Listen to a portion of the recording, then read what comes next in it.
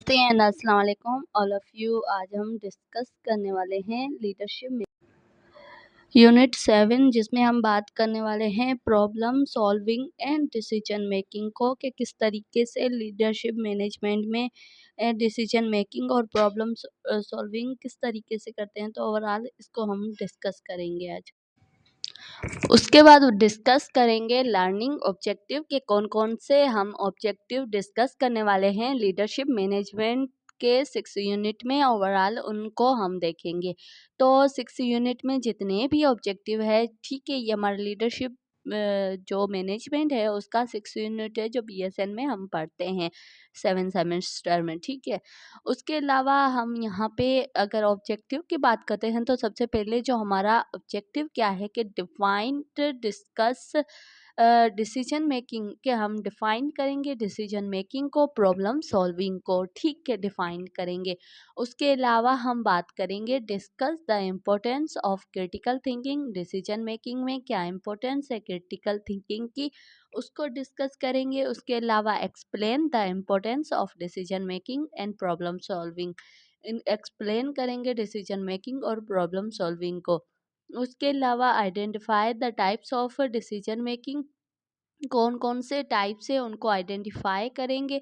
उसके अलावा describe decision making models को डिस्क्राइब करेंगे। Apply decision making models to give situation, एक सिचुएशन के अकॉर्डिंग हम किस तरीके से अप्लाई करते हैं वो हम डिस्कस करेंगे। और उसके अलावा describe the problem solving process in the clinical administrative settings में हम किस तरीके से डिसीजन मेकिंग को प्रोसेस्ड करते हैं उसको हम डिस्कस करेंगे। तो ओवरऑल ये सारे हमारे ऑब्जेक्टिव है जिनको हम डिस्कस करेंगे अपने इस ओवरऑल यूनिट में, ठीक है।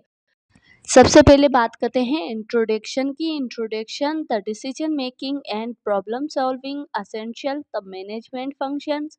डिसीजन मेकिंग और प्रॉब्लम सॉल्विंग में जो है ना असेंशियल किसके लिए है, ज़रूरी किसके लिए है कि आप मैनेजमेंट फंक्शन को चला रहे हो तो उसके लिए असेंशियल है, use daily in nursing practice. और उसके अलावा डिसीजन मेकिंग और प्रॉब्लम सॉल्विंग को हम डेली यूज़ कर सकते हैं अपनी डेली लाइफ प्रैक्टिस में, नर्सिंग प्रैक्टिस में यूज़ करते हैं। उसके अलावा help the manager achieve organizing goal. और उसके अलावा ये डिसीजन मेकिंग और प्रॉब्लम सॉल्विंग क्या करता है, हेल्प करता है मैनेजर अचीव गोल के वो अपने गोल को अचीव कर सके। उसके अलावा improve patient care and safety performance. और डिसीजन मेकिंग प्रॉब्लम सॉल्विंग में यही होता है कि हम पेशेंट की जो केयर होती है इम्प्रूव करते हैं और उसके अलावा जो स्टाफ की परफॉर्मेंस होती है उनको बढ़ाते हैं, परफॉर्मेंस को अच्छा करते हैं, ठीक है। तो ये सारी चीज़ें आ जाती है आपकी डिसीजन मेकिंग में और प्रॉब्लम सॉल्विंग में। उसके अलावा अगर हम बात करते हैं डिसीजन मेकिंग में क्या आता है कि process the selections best course of the actions for the several alternative है उस पे हम एक प्रोसेस करके किसी चीज़ को रखते हैं तो उसको हम डिसीजन मेकिंग कहते हैं। उसके अलावा involvement analysing informations and choosings the most appropriate situations. और उसके अलावा उस इंफॉर्मेशन को हम क्या करते हैं, एनालाइज करते हैं, चूज करते हैं उसके लिए एक अप्रोप्रिएट डिसीजन को, सॉल्यूशन को। तो इसका एग्जांपल इसका मोस्टली यही है कि nurse manager select the best staff settings for the next month। और इसका एग्जांपल यही है कि नर्सिंग जो स्टाफ है वो जो शेड्यूल में है ना बेस्ट नेक्स्ट मंथ में उनका शेड्यूल बेस्ट था, ठीक है। उसके अलावा हम बात करते हैं definition of problem solving. Problem solving हम किसे कहते हैं, problem solving a systematic process identify analysing and resolving problem. जिसमें क्या होता है कि सिस्टमेटिकली हम आइडेंटिफाई करते हैं, एनालाइज करते हैं, रिजॉल्व करते हैं प्रॉब्लम्स को। जो भी प्रॉब्लम्स है उसको एनालाइज करें, आइडेंटिफाई करें और रिजॉल्व करते हैं। उसके अलावा प्रॉब्लम सॉल्विंग में हमें आ जाता है focus on finding effective solution. हम देखते हैं जो प्रॉब्लम सॉल्विंग में हम फोकस करते हैं फाइंडिंग के, हमने जो भी ये प्रॉब्लम था इसको सॉल्यूशन, अगर इसकी फाइंडिंग क्या निकली है इफ़ेक्टिवली उसको हम देखते हैं कि इसकी फाइंडिंग क्या निकलेगी। तो उसको हम प्रॉब्लम सॉल्विंग एक हम कह सकते हैं, स्किल्स कह सकते हैं। द एड्रेसिंग्स फ्रीक्वेंटली, इसका एग्जांपल है कि addressing frequently medicals administrations error in the ward. अगर मेडिकेशंस एरर वार्ड में हो गई है तो उसको किस तरीके से आप एड्रेस कर रहे हो, तो ये भी एक प्रॉब्लम सॉल्विंग में आ जाता है, इसका एग्जाम्पल आ जाता है। ठीक है, कि किस तरीके से आप अपनी क्रिटिकल थिंकिंग यूज करके प्रॉब्लम को सॉल्व करते हो। और उसके अलावा हम बात करते हैं difference between decision making and problem solving में डिफरेंस क्या है। Problem solving identify resolve issues, हम आइडेंटिफाई करते हैं इश्यू को और उसको रिजॉल्व करने में रिजॉल्व करते हैं। डिसीजन मेकिंग में क्या आ जाता है, चूज अमंग द अल्टरनेटिव। हमें क्या है कि एक डिसीजन लेना होता है कि बहुत सारे हमारे पास ऑप्शन होते हैं, उसमें से एक चूज करना होता है अल्टरनेटिव को, तो उसको हम डिसीजन कहते हैं। और प्रॉब्लम सॉल्विंग में फोकस ऑन फाइंडिंग सॉल्यूशन, और डिसीजन मेकिंग में फोकस ऑन सिलेक्टिव एक्शंस, कि हम कौन कौन से एक्शन ले रहे हैं, तो उस पे हम क्या करते हैं, हमारे डिसीजन मेकिंग पे इफेक्ट करता है। और वहाँ पे हम प्रॉब्लम सॉल्विंग में हम क्या करते हैं, फोकस करते हैं फाइंडिंग सॉल्यूशन के, किस तरीके से इस प्रॉब्लम का सॉल्यूशन निकाला जाए। उसके अलावा हम प्रॉब्लम सॉल्विंग में क्या करते हैं, being when the problem exist, अगर कोई प्रॉब्लम स्टार्ट हुई है, एग्जिट है, तो फिर उसको हम क्या करते हैं, उसको स्टार्टिंग से देखते हैं कि प्रॉब्लम हुई कहाँ से। और जो डिसीजन मेकिंग है, occurs in various situations, occurrence in various situation में हम डिसीजन लेते हैं। उसके अलावा प्रॉब्लम सॉल्विंग में आ जाता है part of decision making process, और डिसीजन मेकिंग में आता है find selection of the solution. हम क्या करते हैं, फाइंड करते हैं, उस अकॉर्डिंग हम डिसीजन लेते हैं, सॉल्यूशन देखते हैं, उसके अकॉर्डिंग अपना डिसीजन रखते हैं। ठीक है।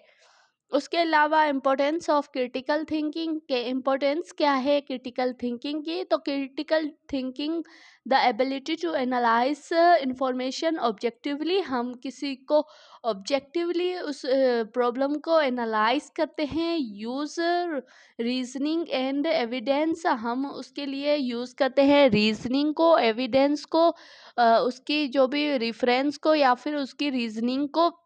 और उसके अलावा उसमें help the make safe and effective decision. हमारे लिए क्रिटिकल थिंकिंग इसलिए ज़रूरी होती है क्योंकि हम किसी भी प्रॉब्लम को ऑब्जेक्टिवली उसको एनालाइज कर सकते हैं, उसके लिए रीजनिंग और एविडेंस यूज़ कर हेल्प मिलती है उसके लिए। और उसके अलावा हम help make the safe effective decision, और हमें ये भी हेल्प मिलती है कि हम एक सेफ डिसीजन ले सकें। इसके बेनिफिट यही है कि है ना, इम्प्रूव पेशेंट सेफ्टी। अगर हमारे लिए इम्पोर्टेंस है क्रिटिकल थिंकिंग, तो वो हमें बेनिफिट ये देती है कि हमारा जो इम्प्रूव हम कर सकते हैं पेशेंट की सेफ्टी को। उसके अलावा रिड्यूस एरर कर सकते हैं, मेडिकल एरर्स जो भी होती है उसको हम रिड्यूस कर सकते हैं। उसके अलावा इन्हेंस करते हैं क्लिनिकल जजमेंट को, इन्हेंस कर सकते हैं कि किसी भी प्रॉब्लम को हम इजीली जज कर सकते हैं, देख सकते हैं। उसके अलावा प्रोमोट एविडेंस बेस्ड प्रैक्टिस, और हम अपनी एविडेंस बेस्ड जो रेफरेंस के बेस पे हम अपनी प्रैक्टिस कर सकते हैं क्लिनिकल सेटिंग में। ठीक है। उसके अलावा हम बात करते हैं importance of decision making and problem solving. इसमें बात करते हैं कि इम्पोर्टेंस क्या है डिसीजन मेकिंग और प्रॉब्लम सॉल्विंग की। Why are the importance, the improve quality of patient care. जो डिसीजन मेकिंग है या फिर प्रॉब्लम सॉल्विंग है, वो आपके जो पेशेंट है उसको क्वालिटी ऑफ केयर देती है। उसके अलावा जो इन्हेंस करती है ऑर्गेनाइजिंग्स इफेक्टेंसी, उसको इन्हेंस करती है। फैसिलिटिंग इफ़ेक्टिव रिसोर्सेज अल्टरनेशंस, जो फैसिलेट करती है इफ़ेक्टिव रिसोर्सेज एंड अल्टरनेशन को क्या करती है, फैसिलेट करती है। उसके अलावा प्रोमोट करती है टीम वर्क को। और उसके अलावा क्या है कि है ना, promote team work and communication को प्रोमोट करती है। Help the manager achieve goal, reduce risk and errors. हमारा अच्छा डिसीजन या फिर हमारी जो प्रॉब्लम सॉल्विंग स्किल्स होती है तो वो सारे में हेल्प करती है, रिड्यूस करती है हमारे एरर्स को, रिस्क को, पेशेंट के जो रिस्क होते हैं उनको भी कम करती है और एरर्स को रिड्यूस करती है। मैनेजिंग अचीविंग गोल्स मैनेजर करता है, अचीविंग गोल्स में हम हेल्प करते हैं। उसके अलावा टीम वर्क कर सकते हैं, फैसिलिटेट कर सकते हैं, अल्टरनेशन रिसोर्सेज अल्टरनेटिव को, और उसके अलावा ऑर्गेनाइज इफेक्टिवली कर सकते हैं। तो ये सारी चीज़ें आ जाती है कि जब आपके पास आपको इम्पोर्टेंस एक डिसीजन मेकिंग की होती है और प्रॉब्लम सॉल्विंग की आपको पता होती है। तो उसके अलावा टाइप्स ऑफ डिसीजन मेकिंग के कौन कौन से टाइप्स हैं डिसीजन मेकिंग के, तो इसके दो मोस्ट इम्पोर्टेंट टाइप है, programmed decision and unprogrammed decision. Program decision में आ जाता है रूटीन एंड रिपीटेटिव डिसीजन, जो हम रूटीन वर्क होता है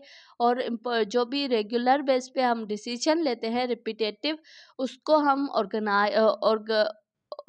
प्रोग्राम्ड कहते हैं। उसके अलावा follow the establish policy of and procedure, और एस्टेब्लिश एक पॉलिसी और प्रोसीजर होता है ना जो डेली बेस पे लेते हैं, उसको हम प्रोग्राम्ड कहते हैं। और उसके अलावा for example staff schedule according to the hospital policy, के स्टाफ का शेड्यूल क्या है हॉस्पिटल पॉलिसी के अकॉर्डिंग, तो ये एक प्रोग्राम्ड में आ गया। नॉन प्रोग्राम्ड डिसीजन में आ जाता है न्यू एंड यूनिक सिचुएशन, कि एक इमरजेंसी कंडीशन हो गई, न्यू और यूनिक सिचुएशन हो गई, तो उस पे किस तरीके से ये डिसीजन लेता है तो उस पे इफेक्ट करता है। And require creativity and judgement, और उसको एक ज़रूरत होती है कि क्रिएटिविटी और जजमेंट की, तो उस टाइम वो क्या डिसीजन लेता है तो वो भी ज़रूरी होता है। तो इसमें आ जाता है example the managing and unexpected disease outbreak. जो अनएक्सपेक्टेड डिजीज आउटब्रेक होती है तो उसके अकॉर्डिंग क्या क्या डिसीजन लेने होते हैं, तो वो अनप्रोग्राम्ड डिसीजन होते हैं, ठीक है। उसके बाद बात करते हैं other types of decision making में आ जाता है individual decision, group decisions, strategic decisions and operational decision. तो सबसे पहले इंडिविजुअल में मेड बाय वन पर्सन, ठीक है, एक पर्सन डिसीजन लेता है, उसको डिसीजन को बनाता है, तो हम कहते हैं वन, जो individual decision making. Group decision made and collectively by the team के थ्रू वो डिसीजन लिया गया हो तो उसको हम ग्रुप डिसीजन। एंड उसके अलावा स्ट्रेटेजिकल डिसीजन को हम लॉन्ग टर्म ऑर्गेनाइजिंग डिसीजन कहते हैं, जो लॉन्ग टर्म कोई ऑर्गेनाइजेशन चल रही है उसका जो डिसीजन है तो उसको हम क्या कहते हैं, स्ट्रेटेजिकल डिसीजन। उसके अलावा ऑपरेशनल डिसीजंस जिसमें आता है डेली ऑपरेशनल डिसीजंस, डेली जो हम डिसीजन ले रहे हैं वो आ जाता है ऑपरेशनल डिसीजन में। तो ये सारे अदर टाइप्स ऑफ डिसीजन के हैं, ठीक है, डिसीजन मेकिंग के जो दो मोस्ट इम्पोर्टेंट, जो प्रोग्राम्ड एंड नॉन प्रोग्राम्ड थे, और उसके अलावा ये चार टाइप अलग है, ठीक है। उसके अलावा डिसीजन मेकिंग मॉडल्स में क्या आता है कि है ना, common models including rational decision making models, rational decision making models and administrative unbounded relations rationality models. उसमें क्या है कि एडमिनिस्ट्रेटिव बाउंडेड होता है जो rationality models and initiated decision making. Rational decision making में क्या है कि एडमिनिस्ट्रेट बाउंडेड रैशनैलिटी मॉडल को वो बाउंड करता है। उसके अलावा इनिशिएटिव डिसीजन मेकिंग मॉडल में एथिकल डिसीजन मेकिंग मॉडल भी आता है। तो ये तीन मॉडल्स आते हैं डिफरेंट डिफरेंट। फर्स्ट में रेशनल, उसके अलावा initiative and ethical decision making. उसके अलावा रेशनल डिसीजन मेकिंग की बात करते हैं स्टेप्स, तो उसमें आ जाता है आइडेंटिफाई द प्रॉब्लम। हमें क्या है कि प्रॉब्लम को आइडेंटिफाई करना होता है। गैदरिंग इंफॉर्मेशन, उसके अकॉर्डिंग जितनी भी इंफॉर्मेशन होती है हमें उसको क्या करता है करना पड़ता है, गैदर करना पड़ता है, कलेक्ट करना पड़ता है। उसके अलावा आइडेंटिफाई अल्टरनेटिव के कौन कौन से उसके अल्टरनेटिव है उनको आइडेंटिफाई करना ओवरऑल होता है, आइडेंटिफाई करते हैं। इवोलेट अल्टरनेटिव है उनको इवोलेट करते हैं, और उसके अलावा सिलेक्ट द बेस्ट ऑप्शन, और उसमें जितने भी ऑप्शंस होते हैं उनमें जो बेस्ट ऑप्शन है हम वो सिलेक्ट करते हैं। सिलेक्ट बेस्ट ऑप्शंस एंड उसके अलावा implementation the decision and evaluate result, हम इम्प्लीमेंटेशन करते हैं डिसीजन को, उसको अप्लाई करते हैं, और जो भी इवोलेट करते हैं ओवरऑल जो रिजल्ट है उसको। उसके अलावा इसके एविडेंस क्या है रेशनल डिसीजन मॉडल के, तो इसमें एविडेंस यही है कि लॉजिक एंड सिस्टमेटिकली हम उसको यूज़ करते हैं, और उसके अलावा रेशनल में हमेशा हमें एविडेंस बेस्ड इंफॉर्मेशन मिलती है, हम एविडेंस देते हैं उस चीज़ का, ठीक है। और उसके अलावा एडमिनिस्ट्रेटेड बाउंडेड है रेशनलिटी मॉडल्स, जिसमें आ जाता है कॉन्सेप्ट करेक्टर्स। तो कॉन्सेप्ट में आता है develop by the Herbert semen. Characters में आ जाते हैं कि decision makers have limited informations, कि उसके पास अगर लिमिटेड इंफॉर्मेशन है, या फिर टाइम एंड रिसोर्स में बी लिमिटेड, या फिर उसके पास टाइम, और क्योंकि यहाँ पे बाउंडेड रेशनलिटी आ जाती है, तो यहाँ पे क्या है कि एक बाउंडेड मीन्स कि उसके पास एक लिमिटेड टाइम होगा, लिमिटेड इंफॉर्मेशन होगी। उसके अलावा choose satisfactory solutions gather then the perfect one, और उनमें से एक परफेक्ट वन को वो सिलेक्ट करता है, तो उसको हम ओवरऑल कहते हैं एडमिनिस्ट्रेटिव बाउंडेड रेशनलिटी मॉडल, ठीक है। उसके अलावा इनिशिएटिव डिसीजन मेकिंग को हम डिस्कस करते हैं, तो इसमें आ जाता है इनिशिएटिव डिसीजन मेकिंग में आता है decision making based on experience knowledge and instant, आपके एक इंस्टेंट बिलीव, और उसके अलावा डिसीजन मेकिंग एक्सपीरियंस के हिसाब से आपको जो भी जो आप डिसीजन लेते हो, तो उसको हम क्या कहते हैं, उसको इनिशिएटिव उसको हम इन्यूटेटिव डिसीजन कहते हैं, डिसीजन मेकिंग कहते हैं, जिसमें हम क्या करते हैं एक्सपीरियंस नॉलेज इंस्टेंट के बेस पे डिसीजन लेते हैं। उसके अलावा इसके एविडेंस यही है फास्ट डिसीजन मेकिंग होती है, यूजफुल ड्यूरिंग इमरजेंसी में हम इसको यूज करते हैं। और उसके अलावा एग्जाम्पलों की बात करते हैं, a senior nurse their response to certain patients determine disorientation में वो किस तरीके से जो हमारे सीनियर्स हैं वो किस तरीके से रिस्पॉन्स कर रहे हैं सडनली पेशेंट पे, तो उसको हम इनिशिएटिव डिसीजन में आ जाता है, ठीक है।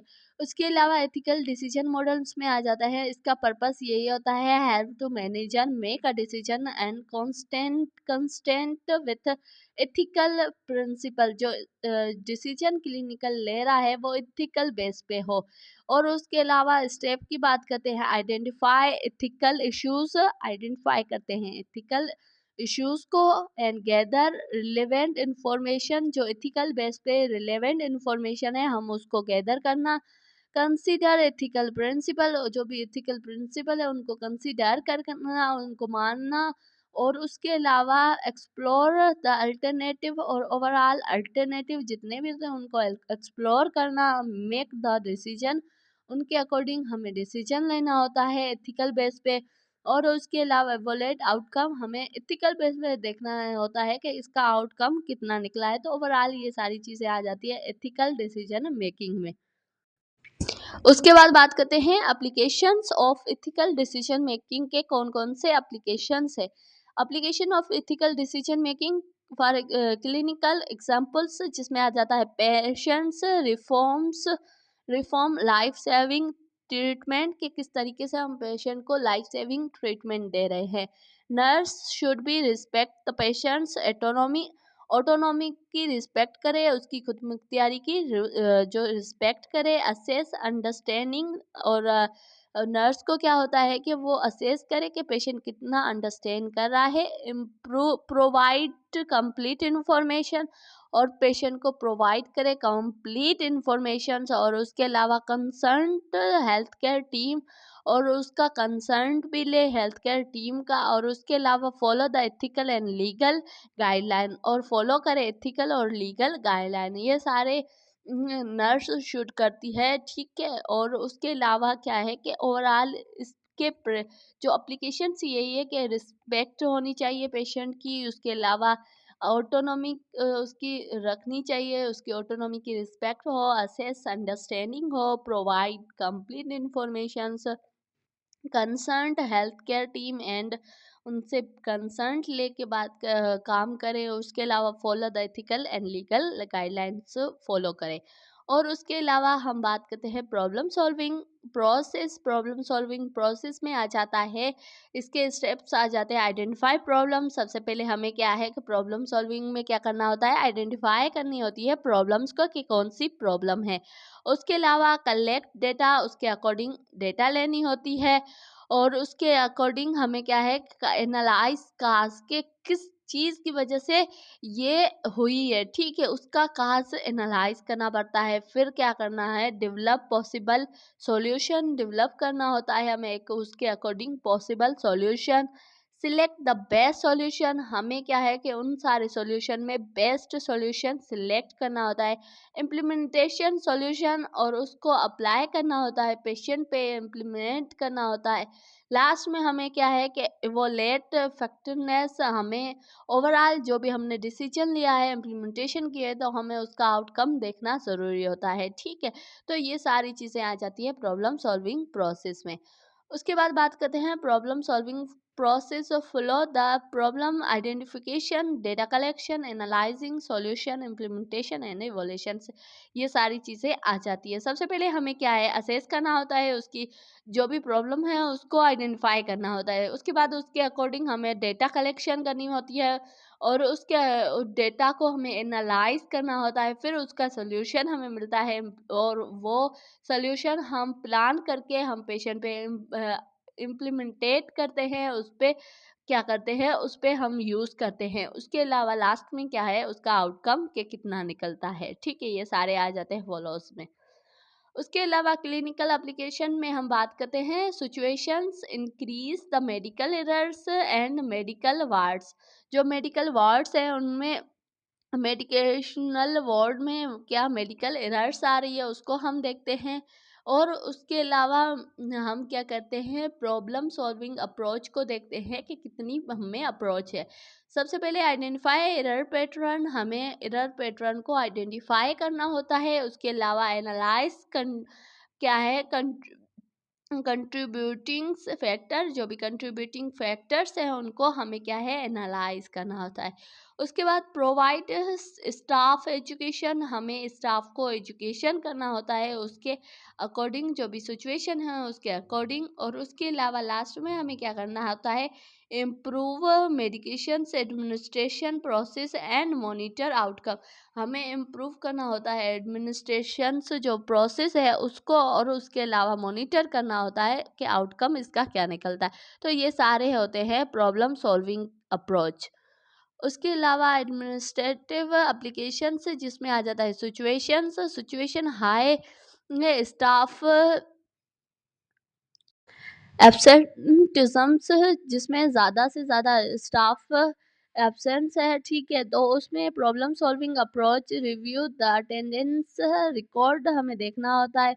उसके अलावा आइडेंटिफाई काज, इम्प्रूव वर्क एनवायरनमेंट क्या है, उसको किस तरीके से इम्प्रूव कर सकते हैं, प्रोवाइड सपोर्टिव प्रोग्रामिंग किस तरीके से कर सकते हैं। और उसके अलावा लास्ट में इवोलेट स्टाफ अटेंडेंट ट्रेड को हम क्या करें, इवोलेट करें, ठीक है, उसके आउटकम को देखें। तो ये सारी आ जाती है एडमिनिस्ट्रेटिव एप्लीकेशंस में। उसके बाद बात करते हैं barrier to effective decision making के कौन कौन से बैरियर होते हैं, रुकावट्स होती है। तो लेक ऑफ इंफॉर्मेशन, ये भी एक क्या है कि उसमें भी हम इफेक्टिव डिसीजन नहीं ले सकते, क्योंकि हमारे पास उस चीज़ की नॉलेज ही नहीं होगी तो हम डिसीजन नहीं ले पाएंगे। सेकंड है टाइम कंस्ट्रक्शंस, जिसमें हम नहीं ले सकते एक इजीली डिसीजन को। उसके अलावा स्ट्रेस एंड उसके अलावा फटीग एंड स्ट्रेस, उसमें भी हम क्या है कि अच्छे से डिसीजन नहीं ले पाएंगे। और उसके अलावा पर्सनल बायसेस में भी हम क्या करते हैं, डिसीजन को सही से नहीं ले पाते हैं, वो भी एक बैरियर होता है। और उसके अलावा पुअर कम्युनिकेशन एक बैरियर है, हम डिसीजन नहीं ले सकते अगर हम कम्युनिकेशन नहीं कर पा रहे हैं।